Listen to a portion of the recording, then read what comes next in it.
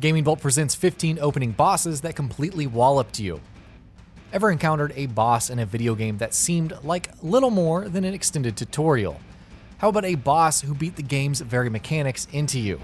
Several games have such bosses, and while some have different degrees of administering said beating, there's no shortage of opening bosses that will have their way with you. Let's take a look at 15 such jerks here. Death Metal, No More Heroes. Despite its coolish demeanor and wacky art style, mastering the controls in No More Heroes takes some time, especially when it comes to blocking and charging your weapon. Of course, there's always the trial by fire option, and that's where Death Metal comes in. As the opening boss, he has lots of health and some amazingly annoying combos. He also creates copies of himself halfway through the fight and blocks every attack that's not a counter hit. Once you master said mechanics though, he's relatively easy to take down. Grilgan, Lost Odyssey. Lost Odyssey doesn't try too hard with its first boss-like creature named Grilgan. Forget attacking it head-on though, as Grilgan will wipe the floor with you. This fight tests your knowledge of the guard condition, which you probably won't even use up until this point. Even with working knowledge of guard condition, Grilgan can easily wipe your party with 2 downburst attacks in a row. Father Gascoigne, Bloodborne. Wait a second, isn't Father Gascoigne actually the second boss in Bloodborne?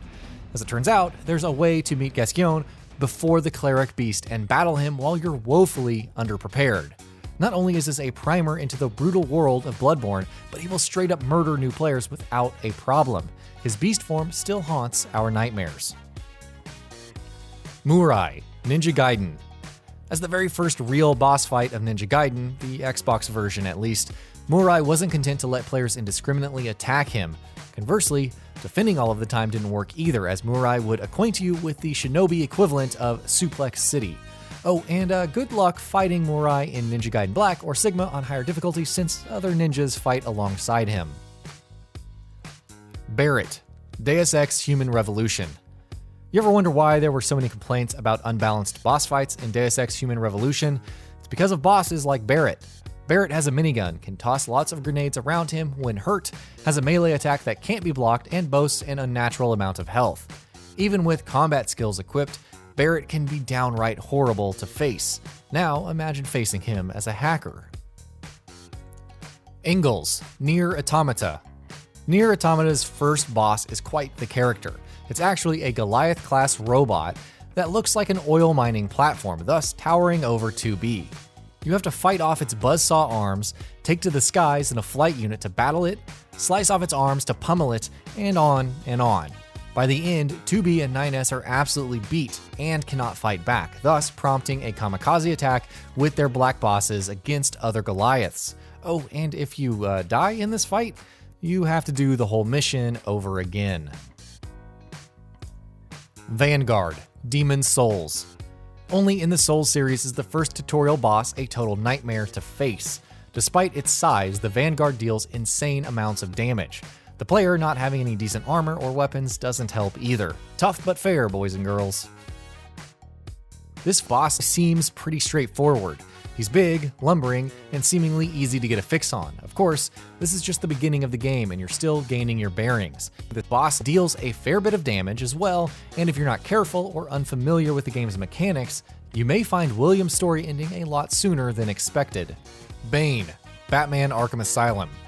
Though Bane is technically the second boss-like battle in Batman Arkham Asylum, he's actually the first real boss you fight.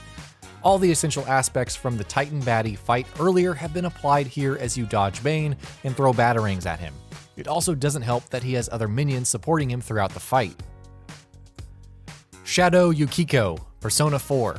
When has a Persona game ever really taken it easy on players with its bosses?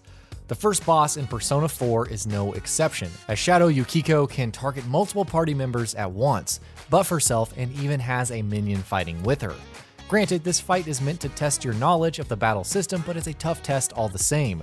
Such was her difficulty that she actually had to be nerfed in Persona 4 Golden. Thorzog, Lord of the Rings War in the North. Thorzog is a pain in Lord of the Rings War in the North. He has a ton of health, plenty of minions who keep respawning, and none of his attacks can be blocked. While he's meant as more of a test to your dodging capabilities, you can't even leave the area to buy more supplies or repair items. It's a do-or-die battle in many ways, much like the battle with Warner Brothers' stance on microtransactions. Argus, Vanquish. In hindsight, the Argus isn't really that tough once you know what to do. Playing on PC with the latest patch that doesn't make Sam take more damage at higher frame rates also helps. But he can be pretty overwhelming at first with multiple missiles, an instant-kill attack, and a second form. And was there anyone who was really prepared for that QuickTime event to pop up out of nowhere? P.A.X, the Surge.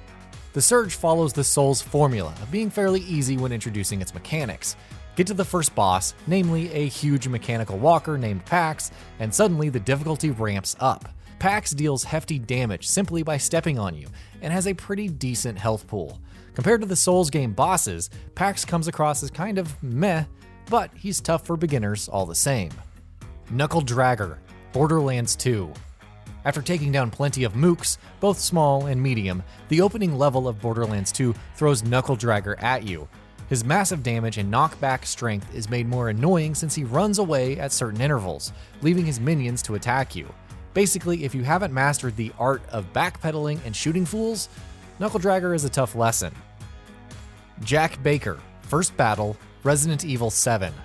Talk about a dynamic battle full of different consequences. The first fight with Jack Baker in Resident Evil 7 involves you first running around and gathering the required items.